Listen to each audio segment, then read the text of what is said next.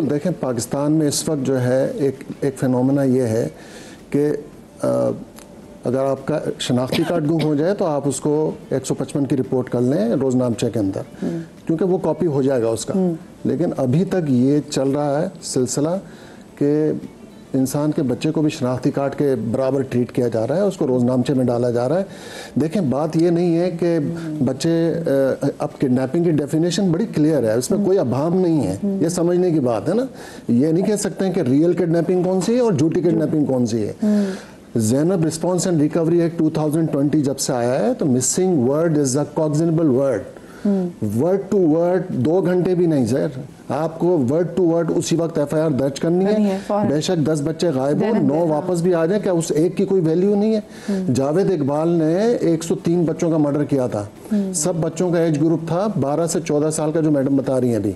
अगर 2-3 की एफआईआर में इन्वेस्टिगेशन हो जाती तो वो शायद 104 तक नहीं पहुंचता था। ये मेंटालिटी हमें चेंज करनी होगी। पीपीसी और सीआरपीसी पढ़ाने के अलावा हमें दूसरी चीजें भी पढ़ाने की जरूरत है पुलिस को, वो बहुत जरूरी है। इस वक्त भी देखें पूरे पाकिस्तान में 3070 बच्चे 2024 में गायब हुए।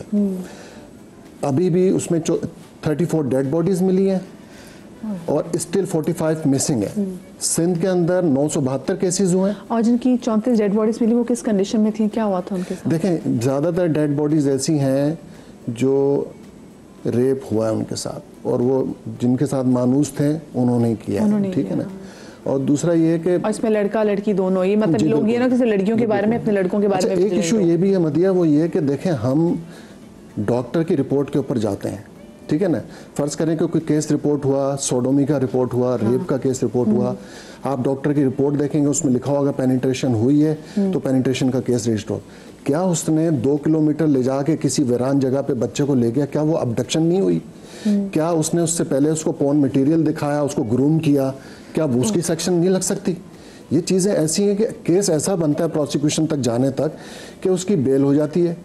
क्योंकि अगर फर्ज करें अटेम्प्ट का केस है तो उसका मतलब अटेम्प्ट से पहले कुछ नहीं किया होगा उसने, क्या वो सेक्शंस नहीं लगनी चाहिए? इस वक्त हमारे पास ये ज़रूरत इस बात की है कि ड्यूटी ऑफिसर या तफ्तीशी अफसर को ये बताने की ज़रूरत है कि पाकिस्तान में बच्चे की कानूनी उम्र 18 से नीचे है, जो कि मेजॉरिटी नहीं पता है। रैंडम आप जाएं थाने में पता कर सकते हैं इस बात को। और मैं इस बात का क्रेडिट सिंध पुलिस को बिल्कुल दूंगा, और आईजी सिंध साहब जो आजकल गुलाम नबी मेमन साहब हैं वो इस बात पे बड़ी तवज्जो दे रहे हैं, उनके मातहत अफसरान जोन्स के डीआईजी साहिबान के। अब देखें ना पाकिस्तान में एक अलमिया ये है कि मिसिंग जो बच्चों की एक्सप्लॉयटेशन का इशू है, तहफ़्फ़ुज़ का इशू है, वो मेन स्ट्रीम इशू बन ही नहीं पाया आज तक, ठीक है ना। अगर आपको चाइल्ड अब्यूज़ को काउंटर करना है पाकिस्तान से तो आपको मिसिंग चिल्ड्रन के इशू को प्रॉपर एड्रेस करना होगा।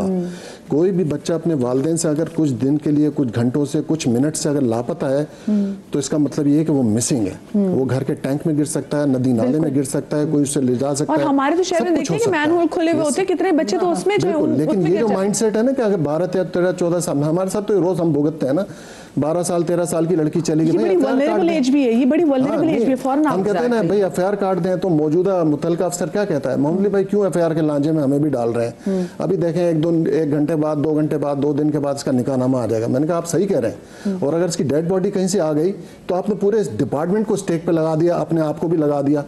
क्यों करते हैं? एफआईआर काटे हैं, जिसने एफआईआर को तफ्तीश करना है वो देखेगा आगे क्या करना है। 12-14 साल का लड़का गायब हो जाता है, कहते जी साइकिल नहीं दिलाई होगी, नाराज होकर चला गया होगा। अरे भाई नाराज होकर चला गया होगा तो हो सकता है कि वो किसी जावेद इकबाल जैसे बंदे के हत्थे चढ़ सकता है, वो किसी ड्रग माफिया के हत्थे चढ़ सकता है, उसको ट्रैफिक किया जा सकता है। इस वक्त बल्कि शैला ने तो भी बताया था कि फौरन दिन जैसे 3 घंटे के अंदर अंदर कहा गया कि पाकिस्तान में लगता है काटने में 3 घंटे, वो आता है कंप्लेंट लिखता है, हाथ से पूरी बनाता है, इसलिए मैंने कहा कानूनी तो फौरन है। ये इशू है कि लोग रिटर्न कंप्लेंट में नहीं जाना चाहते, वो ना जाते हैं। ज़बानी कलामी सबसे बड़ा इशू है, सबसे बड़ा इशू। क्यों नहीं जाना चाहते? फैल जाएगी, सवाल ये बदनामी होगी। देखिए होता है ऐसा। और दूसरी बात ये कि क्या इशू होता है, मुझे यही तो समझ नहीं आ रहा, आपका बच्चा खो गया, आप रिटर्न उसमें क्यों नहीं जाना चाहते एफआईआर में? देखें एक अभी तो सोसाइटी में लोगों का ये माइंडसेट अभी तक है कि वो थाने के करीब भी खड़े नहीं होना चाहते, ठीक है ना। तो एक खौफ अभी हमें दूर करना है, क्योंकि हम ये कहते हैं कि देखें जो थाना है, जो पुलिस है, जो काम उसने करना वो किसी एनजीओ ने, किसी और इदारे ने नहीं करना है। तो आप पहली फुर्सत में बच्चा गुम होता है, बेशक करीबी मस्जिद में जरूर ऐलान कराएं, लेकिन किसी जादू टूना करने वाले के पास ना जाएं। आप करीबी थाने में जाएं, फौरी उसकी गुमशुदगी रिपोर्ट करवाएं। जरूर हो सकता है कहीं वो बच्चा लावारिस मिला होगा और पुलिस को पता होगा, तो वो रिकवरी जल्दी हो सकती है। ज़्यादातर ये होता है, अभी 3070 केसेस में मोर देन 80% केसेस में वालिदैन ने कोई 24 घंटे से 72 घंटे के बाद FIR दर्ज करवाई है।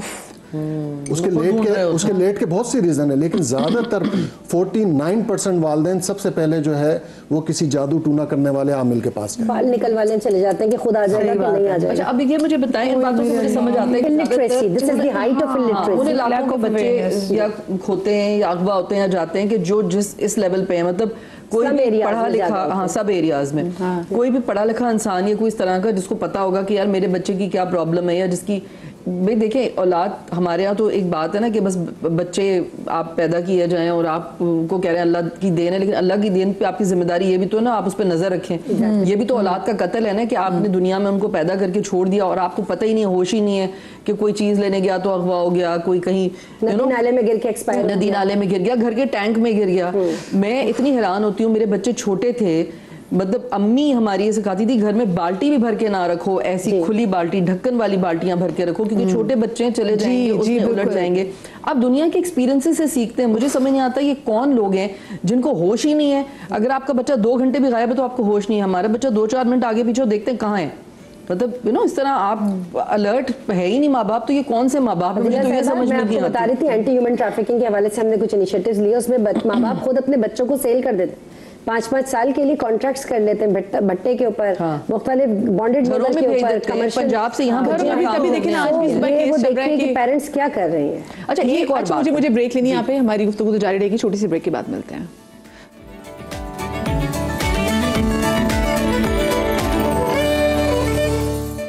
जी welcome back after the break. अच्छा, मैं मोहम्मद अली साहब आपसे पूछना चाहूँगी कि एक तो आपकी जो रोशनी हेल्पलाइन है, ये माँ बाप को खुदा ना खास्ता उनके साथ कोई मिसहैप हो जाता है उनको कैसे फैसिलिटेट करिए, और साथ में कुछ बच्चे ऐसे होते हैं जो कि माँ बाप का नाम नहीं बता पाते, कुछ बच्चे मेंटली अनस्टेबल भी होते हैं, सो फिर आप उन बच्चों को कैसे पहुँचाते हैं उनके माँ बाप तक? ये बड़ा टास्क होगा आप लोगों के लिए।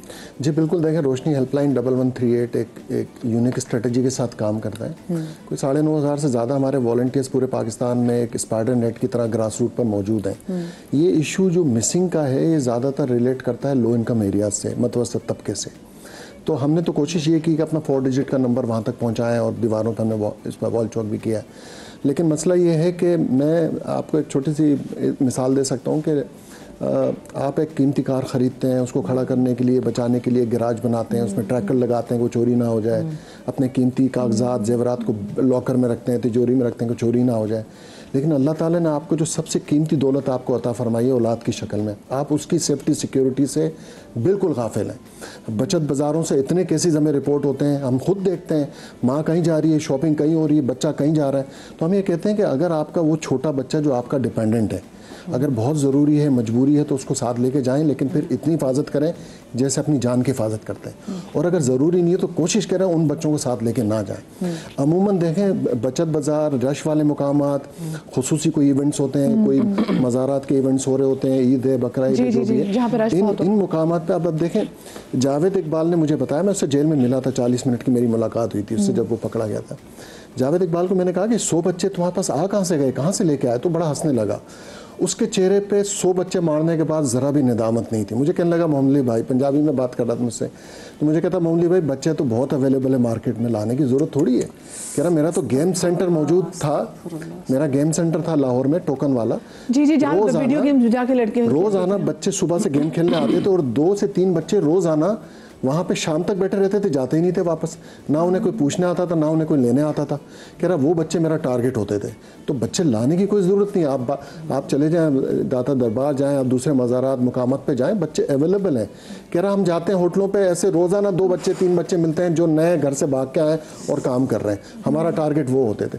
बात यह है कि इस वक्त हमारे अलमिया ये है कि गुर्बत का लेवल इतना हाई है कि आपका अगर एक फैमिली साइज़, एक मियाँ बीवी और 4 बच्चे 5 बच्चे, 6-7 का एक फैमिली साइज स्टैंडर्ड है। मियाँ बीवी बेचारे इतनी उनकी मेंटालिटी अप्रोच इतनी नहीं होती कि वो अपने इन 4-5 बच्चों की साइकोलॉजी को समझते हो कि कौन सा बच्चा ज़्यादा रिक्रिएशनल एक्टिविटीज़ चाहता है, कौन सा सीवीयू जाना चाहता है, कौन सा ट्रेन पे लटक के सफ़र करना चाहता है। उनको तो सारा दिन अपने बच्चों की दाल रोटी का बंदोबस्त करने में निकल जाता है। अब वो कहाँ जाएंगे, गली के खेलने वाले जो डब्बू सेंटर हैं, गेम सेंटर है, या बैचलर्स वहाँ रहते हैं, उन्होंने चीज़ की दुकानें खोली होती हैं। अभी हमारे पास ये मच्छर कॉलोनी से केस रिपोर्ट हुआ, बच्चे के साथ मल्टीपल सेक्सुअल अब्यूज हुआ क्योंकि माँ उसकी सुतेली थी, देखभाल करती नहीं थी। इलाके में गली में एक बंदे ने चीज़ की दुकान खोली हुई थी, जब उसको पकड़ा तो उसने कहा कि भाई ये तो सारा दिन मेरे पास ही बैठा रहता है।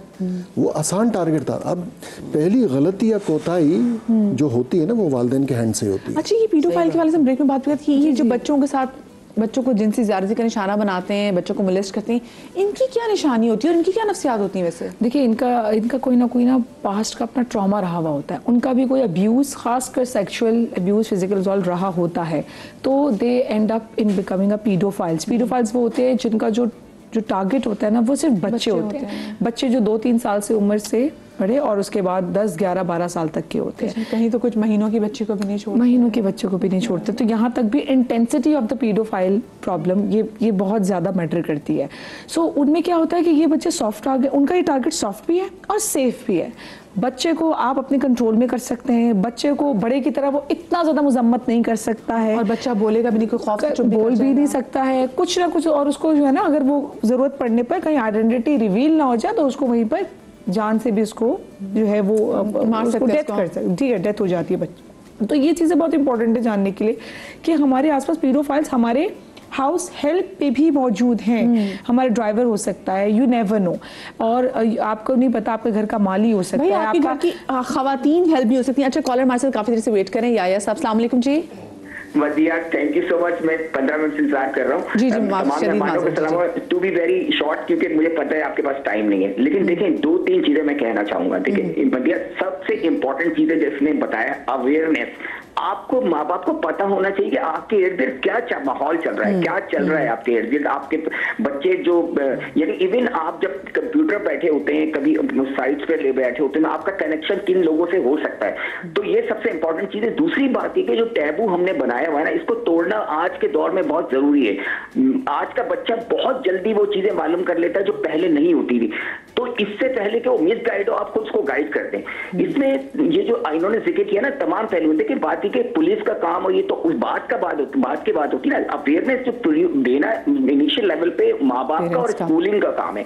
ये जब तक आप नहीं करेंगे ना मदिया, तो काम नहीं होगा। मेरे 2-3 कंसर्न ये कि देखिए, बात ये है कि हम कितनी बातें करते हैं, सब कुछ करते हैं, हम कितना कंसर्न होते हैं बच्चे। अगर किसी बच्चे के साथ कोई अब्यूज हो रहा होता है, हम उसके बिहेवियर में चेंज आता है, we must note that behaviour. हमें उस पर पूछना चाहिए क्या है, और हमारा कम्युनिकेशन इतना स्ट्रांग होना चाहिए। बच्चे में फ्रेंडलीनेस ये होती है कि आपका बच्चा हर बात आपसे करे। मेरा जो सवाल ये ना इनसे, ये एक तो कानूनी पहलू हो गया कि वो एक, मैं उस पर बात नहीं करना चाहता। मैं सिर्फ एक बात करना चाहता हूँ कि क्या स्कूल्स के अंदर जो हमें इतराज किया जाता है कि इन बातों को, तो हमें क्या कि महज़्ज़ब तरीके से हम नहीं समझा सकते बच्चों से, हम फ्रेंडनेस महज़्ज़ब तरीके से नहीं गुफ्तगू कर सकते जब तक हम ये खुल के बात नहीं करेंगे और अपने आप के नहीं देखेंगे क्या हो रहा है। तो we must aware of everything, then we can communicate with the children. जी मेरा कहना है। Thank you so much Madiya. Thank you so much Arif sahab. जैसे गजाला आपने तो बात बताई कि भाई जैसे उनके अपना बच्चा भी जो है वो आके घर बात कर रहा था, तो वो क्योंकि माँ विजिलेंट थी तो उन्होंने देखा कि हाँ भी कोई बाहर की भी ऐसे लोग हो सकते हैं जिसकी वजह से बच्चा बहुत हो रहा था। तो मैं अब जरा, क्योंकि प्रोग्राम के आखिरी हिस्से में मैं आप सब लोगों से सजेशन लेना चाहती हूँ कि क्या करना चाहिए और कहाँ पे माँ बाप के कान बिल्कुल खड़े हो जाने चाहिए, जहाँ पे माँ बाप ने होना चाहिए कि बस अब नहीं। देखिए मदिया, सबसे पहले तो मैं ये कहूँगी कि दुनिया के किसी भी शख्स पे ट्रस्ट ना करें, अपने बच्चों के बारे में, ना अपने बेनोई पे, ना चचा पे, ना मामू पे, किसी पे ट्रस्ट ना करें। माँ को तो किसी पे भी ट्रस्ट नहीं करना चाहिए, अपने सामने रखे। और दूसरी बात है कि मैं एक बात है कि नशा करके जब कोई बच्चा आता है या कोई बच्ची आती है तो उस माँ को कैसे नहीं पता चलता कि आपको देखना चाहिए कि मेरा बच्चा जो है वो कितने बजे गया है। मेरे एक असूल बना लें कि जो उसके फ्रेंड्स हैं ना, उनके घर वालों से आप खुद दोस्ती करें, आप उसकी माँ से करें, उनके घर आना जाना शुरू करें, उनको अपने घर बुलाएं। मैं कर रही हूँ, मैं अपने नवासों के लिए कर रही हूँ। तो नवासा मेरा जो है वो जिसके घर ज्यादा दोस्ती है, मैं उसके घर पहुंच जाती हूँ, उसको माँ को भी अपने, ताकि मुझे पता चले कि मेरा नवासा, मेरा बेटा, मेरी बेटी कहाँ कहाँ जाते हैं, कितनी देर के लिए जाते हैं, और उन सब के लोगों के ना मोबाइल नंबर मेरे पास होते हैं और मैं इन टच रहती हूँ कि इतने बजे से इतने बजे तक आप उधर थे। और बच्चे को इतना वो होता है कि नहीं भाई मेरी नानी पहुंचेगी, मेरी नानी 10 मिनट भी नहीं लगाएगी। तो बच्चों को आप केयर तो करना शुरू करें। बहुत सी माँ को मैं देखती हूँ लोकेशन लगाए, लोकेशन फाइंडर लगाया कि बच्चा हमने भी लगाई नहीं है। और आई थिंक इन सब बातों के साथ इन एडिशन टू दीज, क्योंकि ये उन्होंने बात बिल्कुल सही की है, लेकिन साथ में घर should be comfort zone for your children. आपके घर में आपके बच्चे को लगना चाहिए कि यार ये मेरा कंफर्ट जोन है, मैं दुनिया में कहीं भी हूँ, मैं किसी भी मुसीबत में हूँ, मैं यहाँ जाऊँगा और यहाँ 2 लोग ऐसे हैं जिनसे मैं हर बात कर सकता हूँ। ये बहुत ज़रूरी है। और दूसरा प्रॉब्लम ये है कि अब जैसे ये यहाँ पे ना तबकात का भी प्रॉब्लम है। जैसे अब जो इस तरह के बच्चे हैं, जैसे ये बता रहे हैं कि जिनका फैमिली यूनिट बड़ा है या जो अब वो स्लम्स वाले बच्चे हैं, जो उनके साथ ये चीज़ें ज़्यादा होती हैं। अब देखिए इसमें एक स्टेट की भी जिम्मेदारी आ जाती है, समहाउ हमारा सिस्टम डूम्ड है, फिर वो बहुत सारी चीज़ें जिसमें एजुकेशनल सिस्टम आ जाता है, जिसमें आपका हेल्थ सिस्टम आ जाता है। ये सब चीज़ें जब तक सही नहीं होंगी, ये सिस्टम सही नहीं होगा कि आप फैमिली यूनिट छोटा करें, आप उन्हें रोज़गार दें, लेकिन उन बच्चों के साथ ज़्यादा होता है। तो उन बच्चों के लिए यही है कि भाई आप जैसे अगर पुलिस काम कर रही है या NGOs काम कर रहे हैं तो सब कोशिश कर रहे हैं, लेकिन जो और फिर ड्रग्स की जो बात हो रही है वहाँ पे तो वो यही है कि आपको अपने बच्चों पे खुद नजर रखनी है। आपके बच्चे को आपसे ज्यादा कोई नहीं जान सकता, घर वालों को नजर रखनी। बड़ी सी बात की घर कंफर्ट होना चाहिए। इसका मतलब माँ बाप को बच्चे को मतलब कोई गलती भी करे ना तो बच्चे को मारे मत, उसको टॉर्चर मत करें, बल्कि कोशिश करें कि उसका सद्देबाप कैसे कर सकें। हाँ, उसको पता होना चाहिए कि मैं इस मुसीबत में फंस गया हूँ तो मैं इनसे शेयर करूँ जाके और मैं उनको बताऊं कि मुझे ये प्रॉब्लम है।